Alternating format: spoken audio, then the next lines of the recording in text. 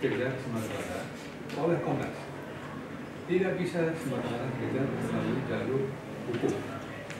Harus diterima juga bahwa penyelesaian masalah hak asasi manusia dilakukan tidak secara formal, tetapi tidak kurang adilnya melalui apa yang Komnas HAM tadi disampaikan, memiliki otoritas, yaitu menggalang opini,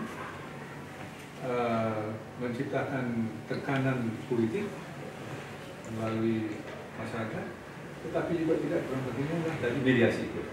Nah, dengan mediasi ini barangkali kalau ini bisa diperbanyak, maka ratusan ribu kasus yang dilaporkan selama 3 tahun ini bisa sedikit-sedikit dikejar.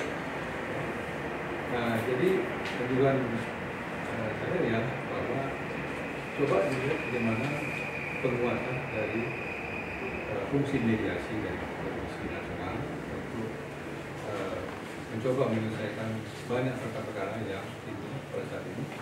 Yang kalau tidak salah itu nomor 1 adalah masalah kepolisian, nomor 2 adalah masalah korporasi, ya, dan sebagainya. Nah, dengan demikian maka kita ajak juga lembaga-lembaga itu untuk menyelesaikan masalah hak asasi manusia di Indonesia. Terima kasih Pak Diki. Jadi tadi Bu Atika sudah menjelaskan tantangan yang dihadapi oleh Komnas HAM sekarang. Nah, Pak Diki tadi barusan bersama kita Pak Marzuki menjelaskan apa saja strategi yang dilakukan oleh Komisioner periode 1993-1998 untuk menyiasati bagaimana Komnas HAM bekerja saat itu, karena masih di bawah rezim kita tahu ya waktu itu zaman Pak Harto. Demikian, ini mungkin yang terakhir untuk Bu Adnike dan Pak Kiki melihat tantangan asasi manusia ke depan. Bagaimana kira-kira isu-isu apa yang mungkin menonjol untuk 1-2 tahun ke depan. Kita tahu akan ada pemilu, ada tantangan-tantangan apa yang biasa dihadapi pada masa pemilu. Lalu mungkin Pak Kiki juga bisa, saya manggilnya Pak Kiki karena Pak Marzuki itu kayak tadi kan saya panggilannya Upi ya, Happy Humans. Pak Marzuki ini panggilannya Pak Kiki gitu ya Pak ya, untuk orang saya sok deket aja nih Happy Humans. Itu kira-kira apa tantangannya ke depan dan bagaimana Komnas HAM akan mensiasatinya. Kemudian Pak Kiki mungkin saran pada kami yang di Komnas HAM. Mungkin saran. Saya dulu ya. Kalau perlu dibedakan ya Mbak Upi tadi, Mbak Upi nanya dalam konteks pemilu, yang kedua yang ke depan tuh beda. Ya, beda. Nah, kalau dalam konteks pemilu, belajar dari pengalaman pemilu yang lalu ya, menjelang pemilu itu kerentanan itu terjadi justru di antara masyarakat, pelanggaran HAM atau kekerasan di antara masyarakat karena kompetisi politik. Gitu ya. Nah, tentu bentuknya tidak selalu persaingan politik. Ya. Untuk Indonesia tuh yang sekarang banyak menjadi masalah adalah kebebasan atau hak berekspresi di ruang digital. Itu pasti banyak yang live BA group itu pasti ya. Kalau BA group nggak melanggar HAM. Nggak melanggar HAM ya. Itu biasanya langsung pada ribut tuh kalau udah mulai kampanye. Nah, yang rentan itu adalah satu, misalnya meningkatnya ujaran kebencian. Ya. Yang kedua, meningkatnya pemidanaan terhadap ekspresi-ekspresi di internet, ya, di media sosial. Yang itu yang di ruang digital.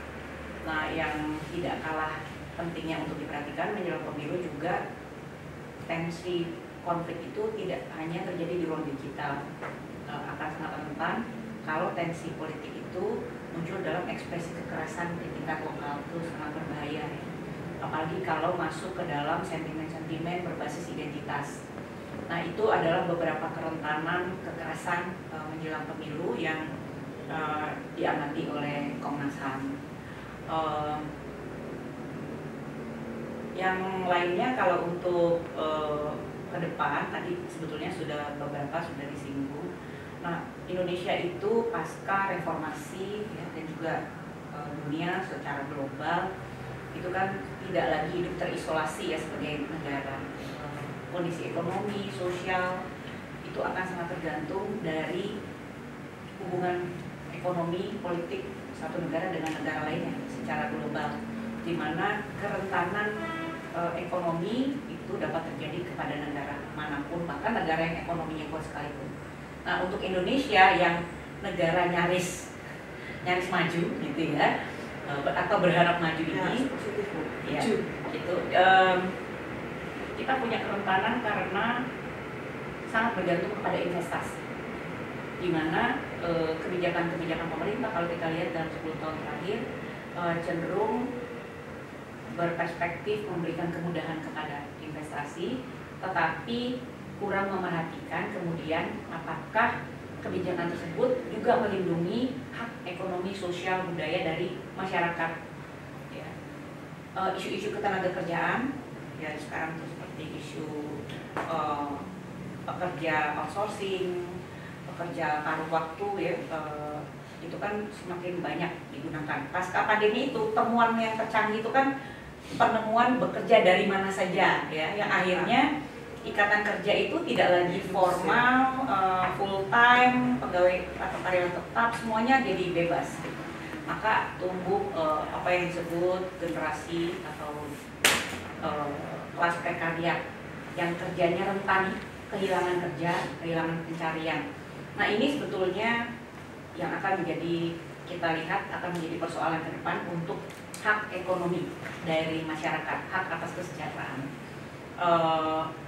Itu yang berbasis pekerjaan. Nah, untuk yang berbasis lingkungan tadi yang dijelaskan oleh Pak Marzuki sebetulnya sudah menjadi perhatian pada tahun 1960, tapi sebagai persoalan HAM itu sekarang baru diperkenalkan bahwa yang namanya kerusakan lingkungan, tata kelola sumber daya alam itu adalah bagian dari persoalan hak asasi manusia, karena masyarakat yang peri kehidupannya erat dengan lingkungan, bukan hanya masyarakat pedalaman atau daerah yang masih agraris ya, rural, kota juga ya, akses terhadap air bersih, ya, udara yang bersih, itu juga harus akan menjadi persoalan yang harus diperhatikan oleh negara, harus diperhatikan oleh pemerintah.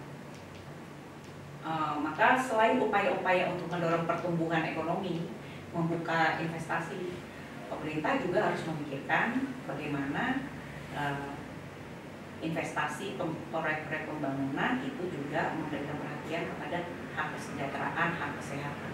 Karena kalau tidak itu akan menjadi bom waktu, ya, di mana banyak orang tidak memiliki jaminan atas hidup yang sejahtera.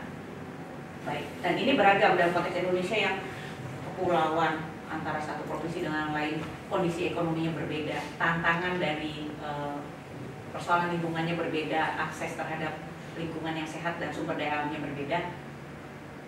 Itu bukan hanya menjadi PR pemerintah pusat, tapi juga menurut saya pemerintah daerah seharusnya lebih peka terhadap kebutuhan warga.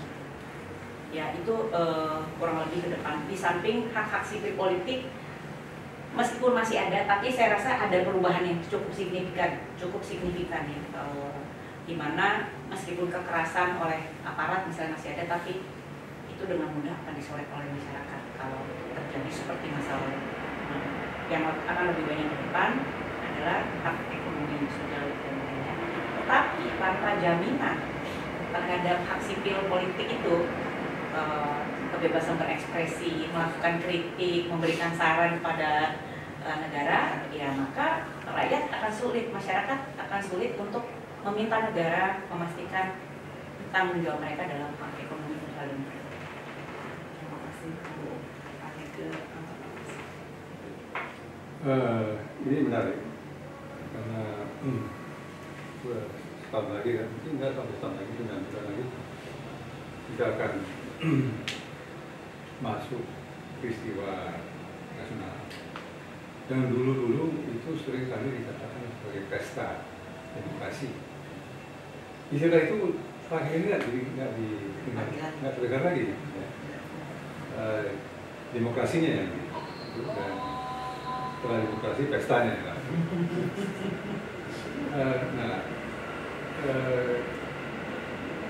Satu yang menonjol itu sejak 10 tahun utama adalah manfaatan media sosial, sosmed. Orang mengatakan bahwa Pak Jokowi menjadi presiden karena peranan dari medsos. Jadi Pak Jokowi itu adalah ciptaan dari medsos ya. Nah, sekarang keleluasaan masyarakat untuk menggunakan medsos itu semakin meningkat. Kesadaran untuk berekspresi dan untuk bagian perhatian dari publik itu semakin meningkat. Satu hal yang perlu disampaikan adalah suatu lompatan nilai yang historis dalam masa pengakuan tentang kasus-kasus pelanggaran HAM yang selama puluhan tahun berlalu oleh Komnas ini diperjuangkan untuk dapat diakui oleh negara. Ini sesuatu yang dampaknya juga pada perasaan kedirian setiap warga negara bahwa hak-hak asasi manusia itu mendapat tempat yang betul-betul baik di negara ini. Ya, dan karena itu juga diterjemahkan dalam aktivisme politik menjelang Pilpres Februari yang akan datang. Nah, ini di permukaan, ya. Di bawah permukaan tentu kita tahu bahwa tidak semua orang masyarakat kita ini mempunyai akses yang sama kepada media sosial. Artinya pada waktu COVID tidak semua mempunyai kemampuan untuk mendapatkan perhatian yang diperlukan untuk cepat pulih. Kesempatan kerja juga tidak sama peluangnya bagi semua. Kalau banyak akses kepada teknologi, akses kepada medsos itu agak timpang. Walaupun Indonesia termasuk negara yang termasuk paling tinggi dalam penggunaan medsos, Facebook dan sebagainya. Nah, yang perlu tentu diantisipasi adalah bahwa kondisi pasca COVID ini, dan kita lihat juga ya, dari segi tiba-tiba meningkatnya perjalanan masyarakat ya, yang selama ini terkurung di rumah dan sebagainya, hasrat untuk mengekspresikan diri, mengklaim hak-haknya secara politik, terutama dalam pilpres dan pileg sekarang ini, bisa menimbulkan dinamika yang cukup ramai, ya. Dan risiko terjadinya konflik juga besar. Tetapi ini konsekuensi dari pilihan kita untuk mengambil satu sistem politik yang demokratis. Dan yang penting adalah bahwa merujuk kepada pengalaman adalah bagaimana hasil akhir dari pilpres dan pileg itu dapat diterima secara baik oleh masyarakat dan tidak menimbulkan persoalan lanjutan yang nanti menjadi beban dari pemerintahan yang akan datang, sehingga 5 tahun yang berikut dari pemerintahan baru itu terbuang habis untuk mengatasi persoalan-persoalan yang timbul dari presiden dan legislatif. Nah, ada jalan yang sudah berlembaga, yaitu bahwa konflik-konflik pilpres dan pileg bisa segera diselesaikan di Mahkamah Konstitusi. Nah, itu berupa ya, Mahkamah Konstitusi harus betul-betul memposisikan diri sebagai kata akhir. Mudah-mudahan kalau itu bisa dilakukan, maka kita akan melalui satu fase yang penting lagi, karena ini perubahan generasi Pak Jokowi kepada generasi yang lebih muda lagi, suatu masa depan yang menuju pada Indonesia yang akan beralih dari satu negara berkembang menjadi negara yang maju. Nah, bagi orang-orang muda, hak asasi manusia itu sebetulnya sangat alamiah. Ya. Ini generasi muda kita ini sudah go internasional. Ya. Dan karena itu kadang-kadang saya merasakan orang-orang muda ini seringkali berkata, problemnya apa sih? Kenapa mesti debat sih mengenai hak asasi manusia ini? Kan sudah wajar saja ini. Perlu diperdebatkan Nggak lagi perlu ya Pak. diperdebatkan. Nah, ini masih ada sisa-sisa yang perlu dihadapi untuk kita masuk satu masa di mana soal-soal semacam ini sudah tidak lagi diperdebatkan. Mudah-mudahan Pilpres 2024 ini bisa mengantar kita kepada suasana yang baru. Terima kasih, kita boleh tepuk tangan nggak ya teman-teman ya? Luar biasa perjumpaan kita kali saya itu sudah terlalu lama berketua dan Pak Kiki hampir 25 tahun di Komnas HAM, kadang-kadang terlalu lama itu sudah bisnis as usual ya. Tapi hari ini saya sangat bahagia sekali di 30 tahun Komnas HAM ini karena mendengar dari Ibu Ketua, mendengar dari Pak Marzuki bahwa jadi saya sampai tulis nih di catatan saya nih Pak, hashtag memperjuangkan hak adalah kewajiban ya. Jadi Happy Humans memperjuangkan hak itu adalah kewajiban, dan Pak Kiki sudah menyatakan bahwa bagi generasi muda, Bapak bertemu dengan banyak youth dimanapun itu, tidak ada yang perlu diperdebatkan lagi sesungguhnya tentang hak asasi manusia. Terima kasih, saya tidak akan mencoba menyimpulkan, kita tadi sudah belajar sama-sama sangat banyak sekali, tapi juga kita lihat siklusnya, ternyata hak asasi manusia itu siklusnya dari dia seperti sejarah HAM ya, ditemukan, kemudian diperjuangkan, dikodifikasi dan dipenuhi, dan itu selalu siklusnya dari itu terus ya Bu.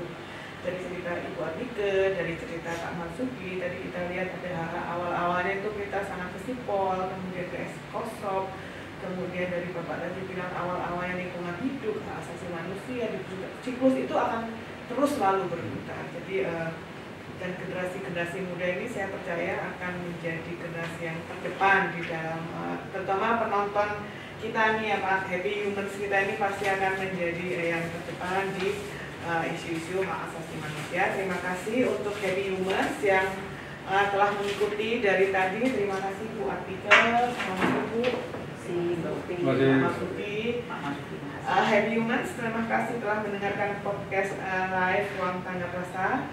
Kami masih menunggu feedback atau saran dari Happy Humans.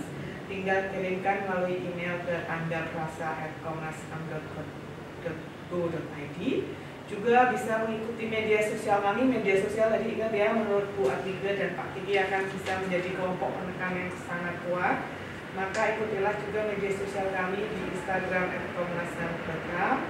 Juga Twitter kami, Twitter @komnasham, FB kami, tadi Pak Marzuki sudah menyatakan FB itu sangat penting juga, FB kami di Komnas HAM, kemudian YouTube Komnas HAM Channel, dan live chat di website tanggaprasa.id. Apa rasamu terhadap rasaku? Selamat sehat selalu. Oke, terima kasih Bapak. Good. Sehat.